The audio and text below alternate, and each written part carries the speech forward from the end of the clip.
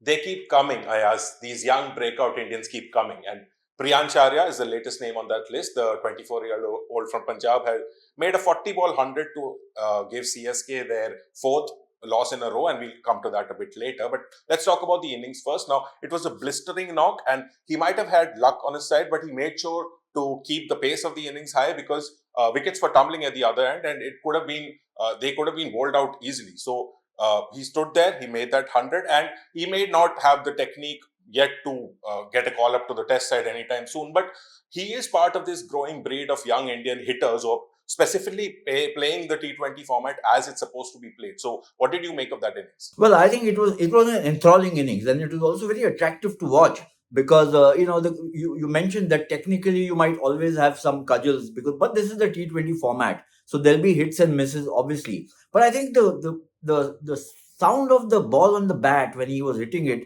was fantastic to just hear and then see the ball travel long distances.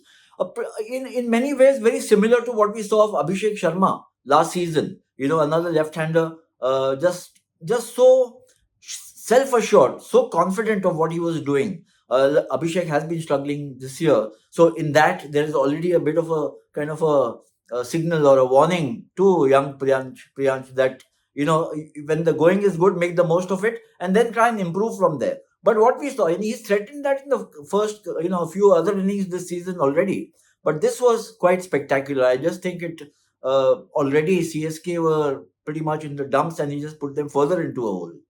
Yeah, so let's do talk about CSK now. So fourth loss in a row, but I think this is one of the losses that they would have expected because their team is set up to essentially use the spinners to bowl out the opposition for somewhere around the 160 mark and then chase it, because this is not a team designed to chase an excess of 200 every time. But again, the problem now with CSK is that they're not even winning their home games. So would you, in a sense, I mean, it's a long way to go still, then they're not out yet, but would you say that it's almost uh, maybe favorable for Chennai to have a really bad season so that they have to regroup as a whole side rather than somehow making it to the playoffs?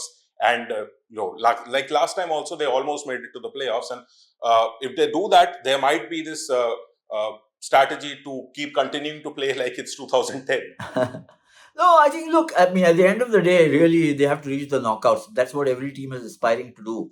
But I think Chennai are getting badly stuck in their, they have got problems in batting as well as bowling. I mean, I thought they had a reasonably good chance yesterday. I thought that, Rachin Ravindra not getting going, Devon Conway got going. But they need, I think the tactic also is in this match they had Dhoni coming up front. He played a cameo. He made those big hits. Not much from Jadeja. Shivam Dubey finally got going, but it doesn't seem to me that CSK is a team which remembers how to win. In their bowling, especially, they've been struggling a lot. The spinners of the likes of Jadeja and Ashwin, comparatively, I mean, because they're so renowned. Uh, you would expect them to do well in Jaipur certainly, but also elsewhere. Now, if you're consistently left chasing 200 plus scores, then the chances are, and given the form that the team has been in, the chances are that you might end up on the losing side. So, how will they correct this situation? Is for me the big question. I mean, so much attention has been focused on Dhoni, but it's not just him. Dhoni is one issue, but Dhoni now there seems to be a realization that we have to play him in a situation where even if he's facing 10, 15, 12, 13 balls, he'll deliver his bit and then leave it to the others. But who are the others who will take you home? That's becoming the issue for CSK. Yeah, so I was going to come to Dhoni, but you've already answered that. I'm guessing they also realize, and the fans also hope that this is a continuing trend, that he does come at 5, uh, wherever, even maybe 6, but not at 9, God forbid. But the other match yesterday was LSG versus KKR, and Rishabh Pant seems to have found a solution to his batting problems, which is leave everything to Puran and Marsh and don't bat at all. But jokes aside, how good has this pair of Mitch Marsh and Nicholas Puran been for LSG?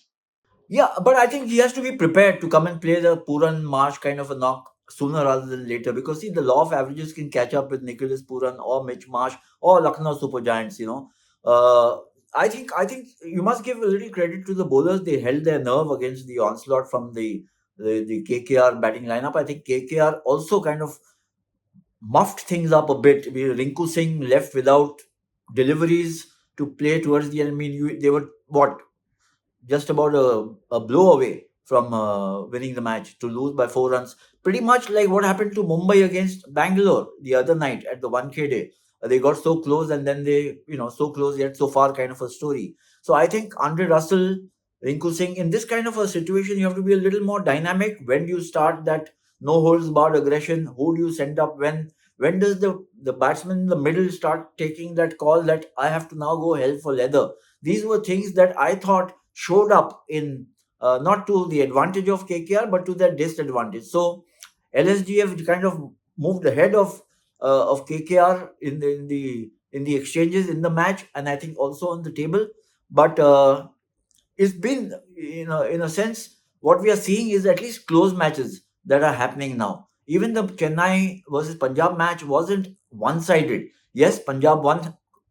Punjab recovered very strongly because Priyansh played that fabulous knock, but despite losing Shreyas Iyer and all, they managed to put up a mammoth total. So Punjab and LSG and Gujarat Titans to me are looking the teams that are very threatening teams. RCB also, because they seem to have got their combination right and their ambition. They're riding high on ambition. Yeah. So you spoke about the LSE bowlers. I want to specifically mention Digvesh Rathi. I mean, how impressed are you by this guy? Because another Indian find, and he went for just 33 in this run fest of a match, 33 or 4 overs. And this time when he took a wicket, he signed the grass instead of his hand. So there's something new. But what do you make of this new guy? Well, I don't know what the objection is if he's signing off, something like creating a token or a bill for the batsman. I think it's gamesmanship, but it's pleasant. It's not unpleasant. He's not being abusive. He's not throwing a tantrum. He's not going and in your face doing a jig or hurling some invectives. He's not doing that.